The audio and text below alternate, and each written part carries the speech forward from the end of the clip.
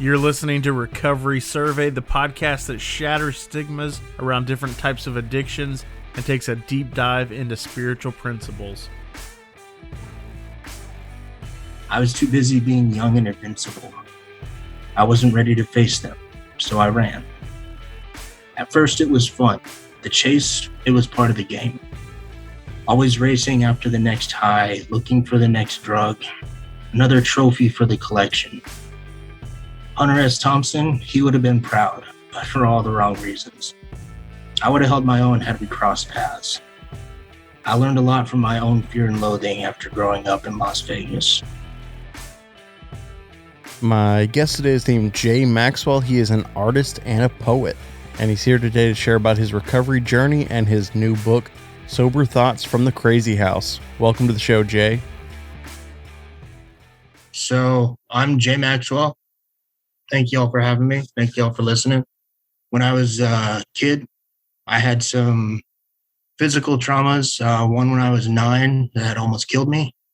I'm not going to get into the gory details because it's a little rough around the edges. It involved a pool, and I got impaled. I'll leave it at that. I'll let y'all's minds wander on that one. And that was interesting. Had an out-of-body experience while I was on the table. That was fun. Not really. And then whenever I was 11, I was sledding backwards. Not a good idea. Don't do it. It's just don't do it. Somebody was smart enough to sit in the middle of the sledding hill, and I hit him and fractured my neck. So yeah, back problems at a young age. PTSD from both of them. PTSD, for those of you who don't know, is post-traumatic stress disorder. It can be something that's caused from physical abuse, mental abuse, emotional abuse, or a collection of the three. In my case, it was physical trauma, not necessarily abuse. So yeah, that was kind of some experiences I had growing up. And then when I got into high school, I ended up coming down with the fancy name was chronic idiopathic urticaria. It's a really fancy way of saying hives with no known cause. Anybody who has like allergic reactions that gets hives knows that one, it's a little grotesque, and two, it's super uncomfortable. So in high school, when everybody's like really vain and kind of a shit, having that constantly breaking out on your face, your arms, everywhere, while you're going through all the hormonal shit and just trying to fit in and just be comfortable with yourself, it just really sucked. So I was like super depressed, and I was very reclusive. So kind of a collection of the depression, the PTSD, all that led to my first psychotic break while I was in high school. Watched myself hallucinating. Obviously, I was hallucinating myself at the front of a classroom, sitting against a wall, bleeding out because my skin had torn open from the hives, which was like a fear of mine while I had them. So yeah, that was cool. And then all of that kind of led me to be a little kind of messed up in the head because, you know, you can only take so much, right? And like, I know plenty of other people have been through like way more. This isn't like a pissing contest. I'm not saying that what I didn't go through or what I did go through is anything to snuff at, but you know, everybody's got their story, but that's mine. So when I got to college and I finally got out of my parents' house, like my parents were like really restrictive, mostly my mom. And I finally had freedom. So I kind of became an alcoholic in like 2 months. And then that spun off into me trying anything and everything under the sun. I tried like 5 or 6 different drugs in my first semester of college and became a pretty big pothead. And eventually that spun off into abusing hallucinogens on the regular, which anybody who knows anything about psychology, hallucinogens, when mixed with like bipolar disorder, which is what I actually had, and PTSD, doesn't really go too well. So that was interesting. Definitely went too far with those a few times. I have some buddies that will definitely attest to that. A lot of fun, but a lot of not so fun. And then eventually I got into cocaine, and that was like my biggest downfall. I was doing an 8-ball a night by myself, like multiple times a week. And then I moved out to Dallas. I didn't have dealers out here because I didn't know anybody out in Dallas. Mind you, most of my drug habits were all in Reno, Nevada, and Las Vegas, Nevada. Grew up in Las Vegas. Yeah, so college was kind of a shit show. It's a wonder that I graduated. Like truly a wonder that I graduated. Pretty sure a few of my professors are a little amazed, to say the least. Yeah, now I'm, after 12 years of battling addiction of multiple sorts, I'm a year sober, and I just released a book kind of talking about my mental illnesses and my battle with addiction. So that's my intro. Awesome, man. Well, congratulations on a year. It's a big deal, man. I know that for a lot of us, a week is a milestone. So a year is not anything to scoff at. I'd love to kind of dive into the book a little bit more. Obviously, I don't want you to give away too much because I want the listeners to pick up a copy for themselves, but I'd love to dig in a little bit more and kind of get a little more specifics on what's in that book. Yeah. Okay. So, like I said, and briefly, it talks about mental illness. It talks about addiction. Those are like the main focuses. I have pieces in there that are dedicated wholly to like specific types of illnesses. There's a piece in there. It's titled "Bipolar is my baseline." There's a piece in there titled "Anxiety blows."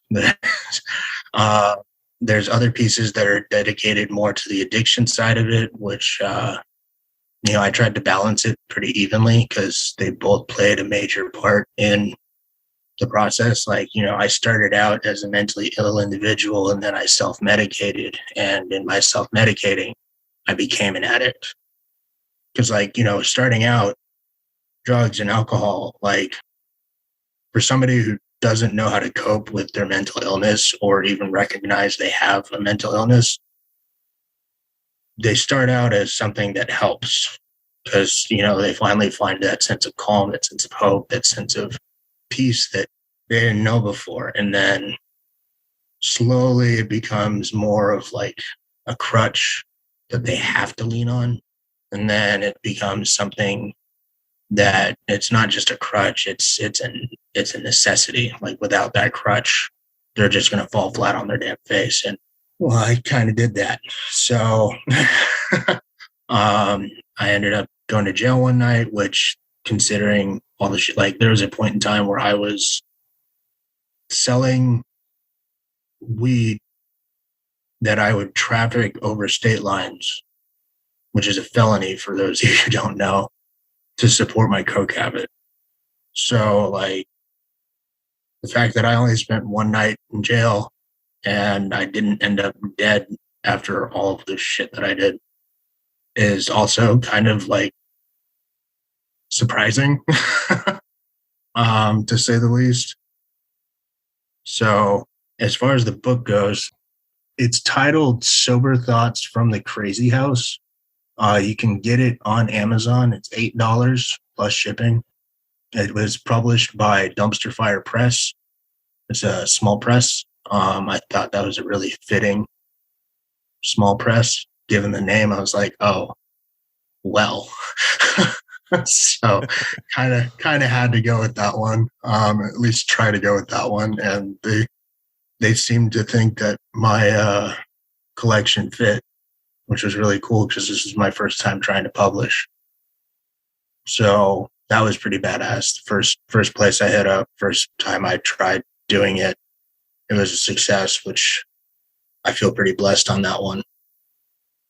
So if you'd like, I can read a few of the pieces. That would be great, man. I was actually going to ask if you would mind reading a few that are your favorite, kind of give the audience a little sample of what you've written. Okay. Well, there's one that I've been reading at some open mics over the past couple months that it's been out. It's a poem that I spent several months writing.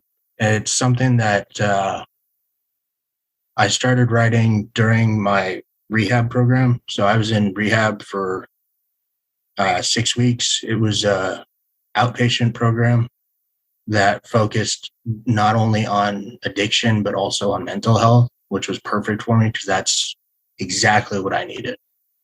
So, and I did that during the pandemic, which everybody was like, bro, you're trying to get sober during the pandemic? Are you fucking nuts? I was like, honestly, with all this free time on my hand, this gives me all the opportunity to focus on just myself. I don't have to worry about work. I don't have to worry about anything but me. So if anything, it made more sense to me because otherwise I'd be taking time off of work to do this, which would have stressed me out like a lot. And I didn't want to deal with that because at the time I was technically furloughed. So I was kind of like, well, shit, I might as well. Otherwise, I'm just going to be sitting around doing drugs all the time. And if I'm not making money, like from a job, one, I'm going to feel like a total bum because like at that point, I'm really being a mooch. Like, no offense to anybody out there who might be doing that. That's my opinion of how I would feel about myself.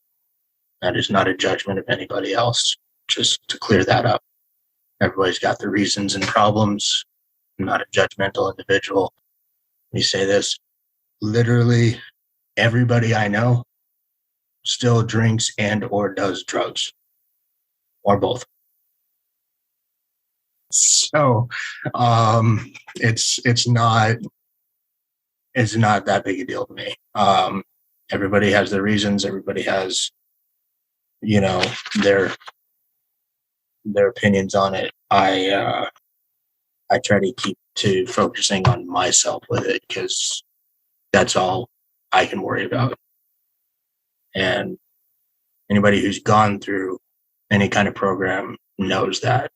So for those of you listening that have been through a program, you get what I'm saying. For those of you who are thinking about one, you'll learn what I'm saying. So this one is called Running. We all have our demons. Mine made me run and run and run until I realized that's all I'd been doing. And every time I looked back, they were still right there, chasing me to an early grave. After chasing shots with shots and chopping line after line, indulging the ritual time after time, never knowing where to draw the line. Never believing that the smoke could get too thick, spending night after night making myself sick, and day after day trying to keep my demons at bay, to keep them from getting hold and dragging me down. Never seeing that I was just feeding them. I was too busy being young and invincible. I wasn't ready to face them, so I ran. At first it was fun. The chase, it was part of the game. Always racing after the next high, looking for the next drug, another trophy for the collection. Hunter S. Thompson, he would have been proud, but for all the wrong reasons. I would have held my own had we crossed paths. I learned a lot from my own fear and loathing after growing up in Las Vegas. I ran for over a decade, getting further and further from the truth, deluding myself with anything but reality. I kept blaming and shaming, failing and wailing, bailing and railing, feeling trapped in a cage I made single-handedly with the skeleton of my former self, keeping me company, watching me run in place behind bars. Every now and then a sober thought would surface. It can't be everyone else, and if it's not everyone else, it must be me. Not a realization you want to face when you're an 8-ball deep into the night with a bottle of turkey to drown the edge. So like any good addict, I kept running. I was my own biggest problem, my own worst enemy, my greatest downfall. All my skeletons in the closet kept trying to open the door, kept trying to invite me in, kept nagging at my conscience. So I kept bottling with the bottle and ignoring their call, thinking I could outrun them all. Too much was never enough, and I'd already beaten death once, so I could do it again, right? The rush of feeling invincible, the high of beating mortality, the unbridled euphoria of running along the line. I was ready for that moment, to lock eyes with the Reaper once more, to have another dance with fate. That's what I told myself. And the lie, it's always more beautiful and simpler to swallow. I didn't know what else to do, and I couldn't say no because I kept wanting to run, even though I had nowhere to go. Nowhere but deeper into the hole, deeper into the darkness of denial. And denial, it isn't just a river in Egypt, but damn it, does it flow the same way. Muddy and dangerous, the current can pull you under. And if the water doesn't kill you, its inhabitants will. Lately, I've been reflecting on who I am and who I was, where I'm going and where I've been, how I got here and where I could be, wrestling with my thoughts. It's an improvement from getting in fistfights with brick walls. You see, I liked hitting things I couldn't break because I wouldn't be held accountable for the damage. The only thing that would break was me, and I was already broken. So when would it be time to pick up the pieces, to put myself back together? When was it time to see the truth in all the lies, to tear walls down, rip door from hinge, and bare the skeletons of my closet to the very last bone? When would it dawn on me that the sun will shine on despite the shadows? When was it time to rejoin the world and see the light? When will I learn to face myself? Today. Today is the day. Carpe fucking diem. The time is now. Tomorrow never comes to those who wait. And opportunity rarely comes knocking. No one else is going to save me, especially when I didn't want to be saved. Time to change course for new horizons. Take a deep breath and plunge headfirst to the stars and toward my dreams. The ones I lost sight of. The ones I told myself I couldn't reach. No more running away. It's time to stare down my demons and take hold of my sanity. This is my life and I only get one. And it's up to me to be the change I want to see. The only running I'm doing now is chasing dreams.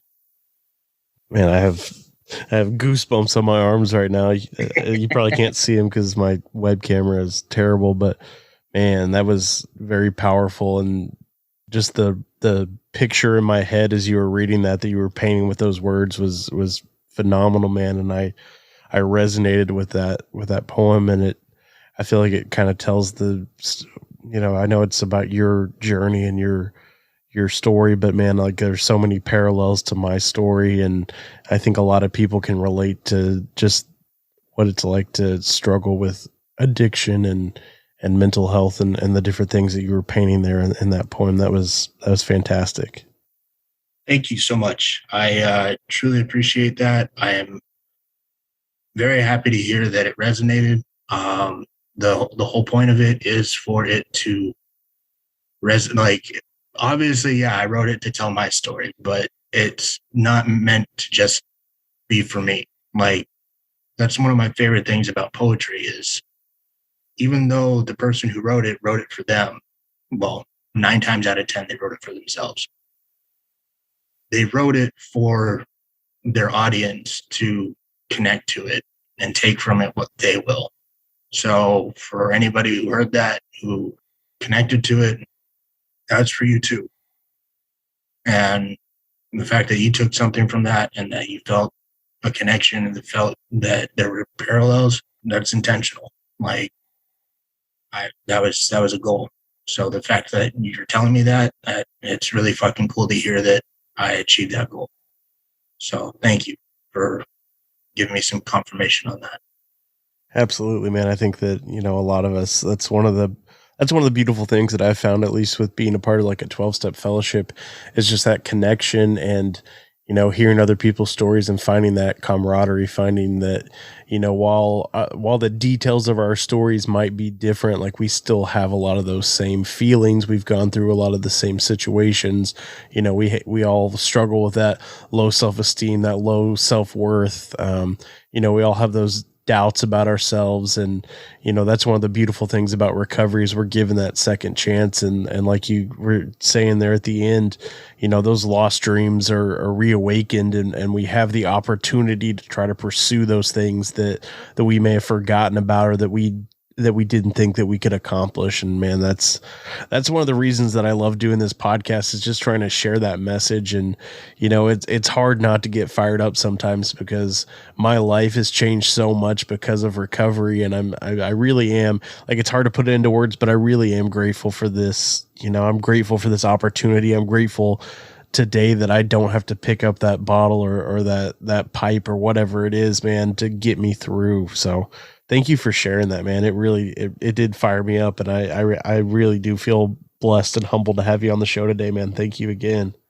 Absolutely. And I feel blessed and humbled to be here, because like you, I'm that, like, the ending of that poem, like I said, it took me a few months to write it, but that ending was, that was the first ending. Like, poems, a lot of the time they go through like multiple drafts, and like the ending will change, or sometimes like half of it gets scrapped, and you end up, it's almost a completely new poem by the time it's finished.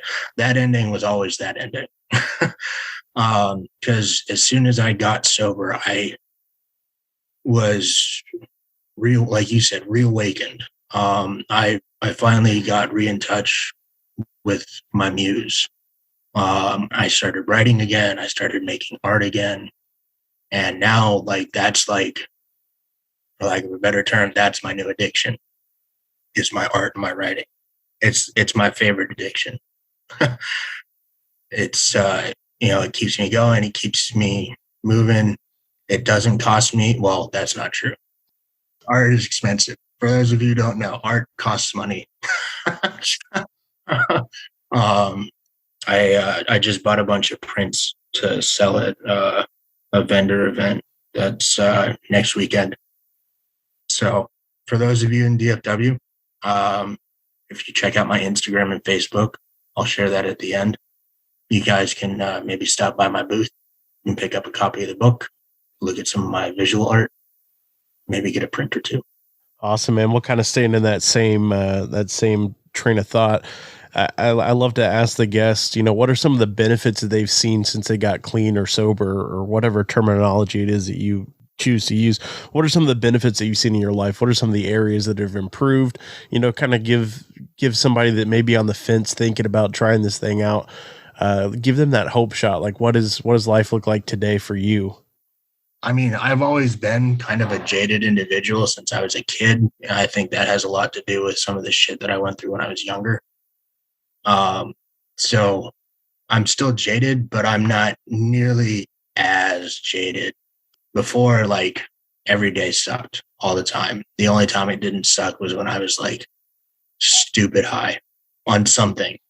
If I couldn't get coke, then I'd get totally faced on weed. And if I didn't have weed, then I would get, drunk as shit on a bottle. And in Nevada at the time, you can get liquor 24/7.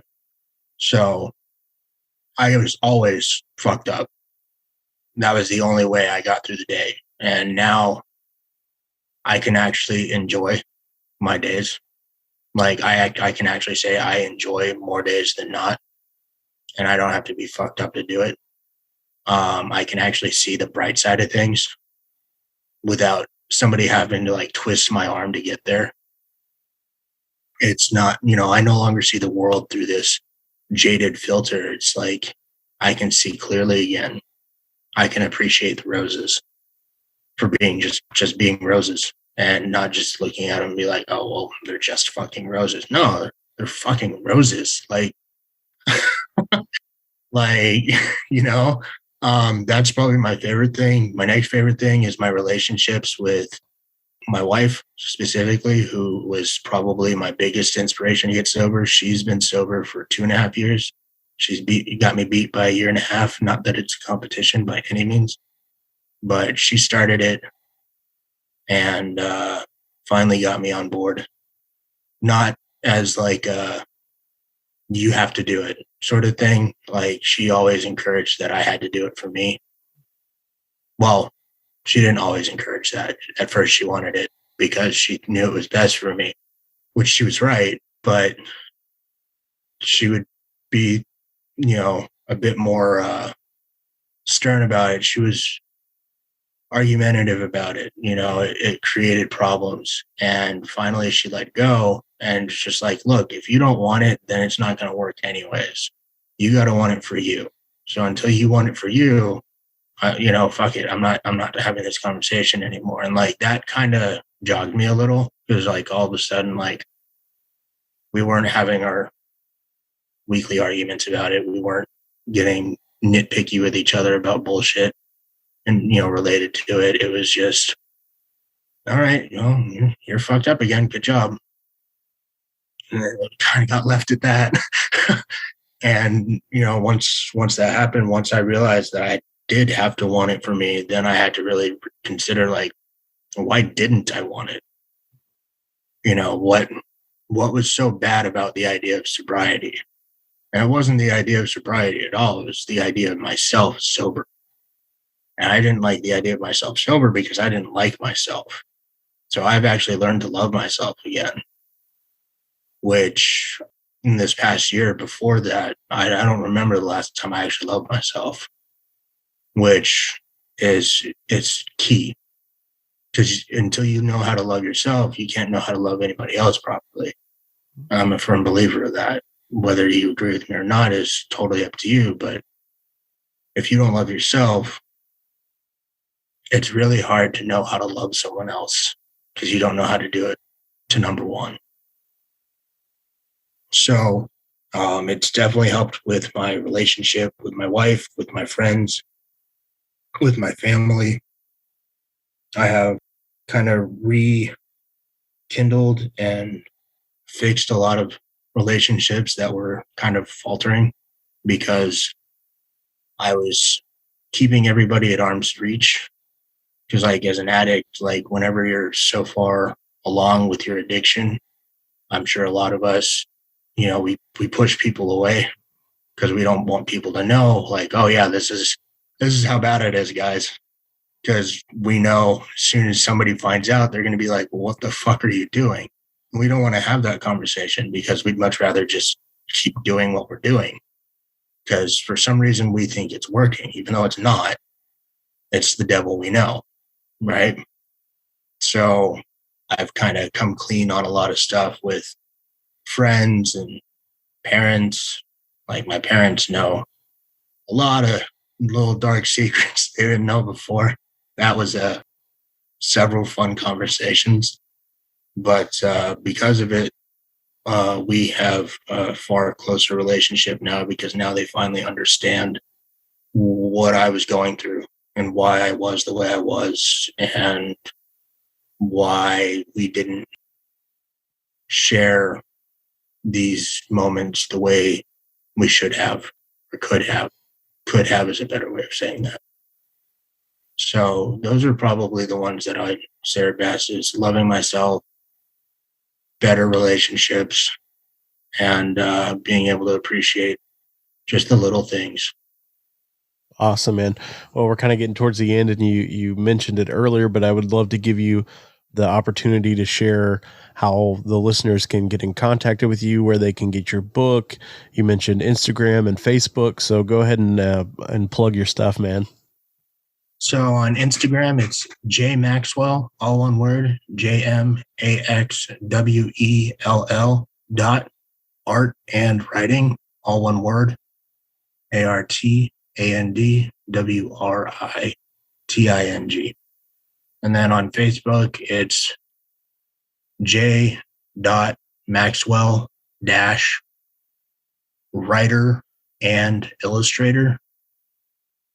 And if you have Twitter, it's J Maxwell, all one word, _writer.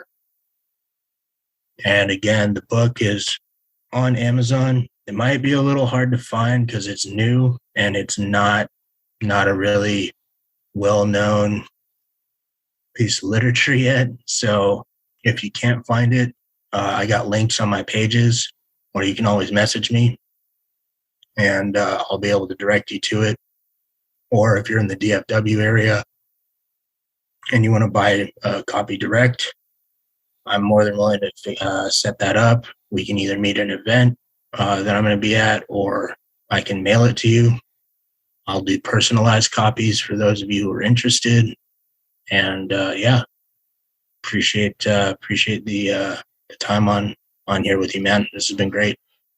Absolutely, man. I'm glad that we were able to connect and finally, sit down for a few minutes and record this episode.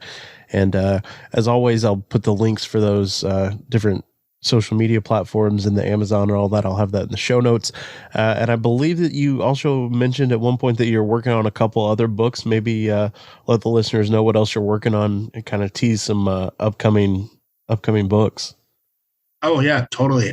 So beyond writing about mental illness and addiction, I also like writing about nature and philosophy. I've always been really into the naturalist movement in poetry.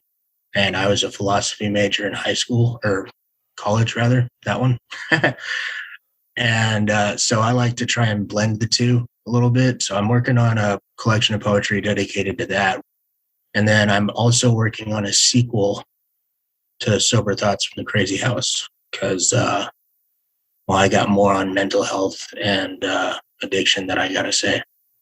So both of those are going to be coming out probably next year.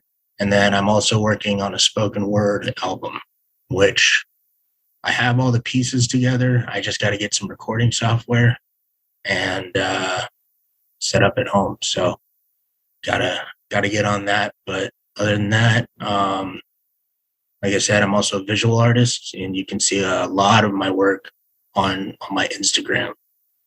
That's where I post most of my visual stuff, as well as newer poetry that I've been working on, at least the shorter stuff, because long poetry on Instagram, it's just a pain.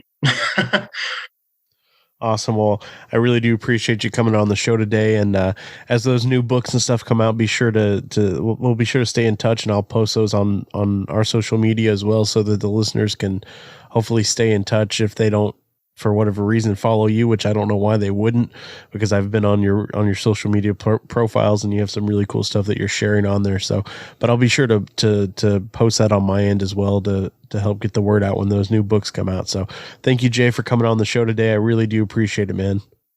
Yeah, man. Hey, this has been a pleasure, and you have a great day.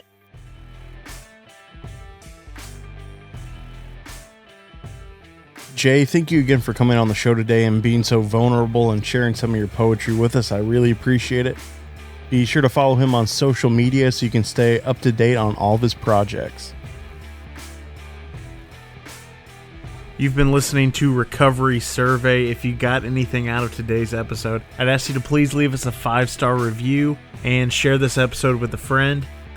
If you'd like to get in contact with us, you can find us at recoverysurvey.com. You can listen to all of our episodes on the website, as well as connect with us on social media, where you can get previews for upcoming episodes.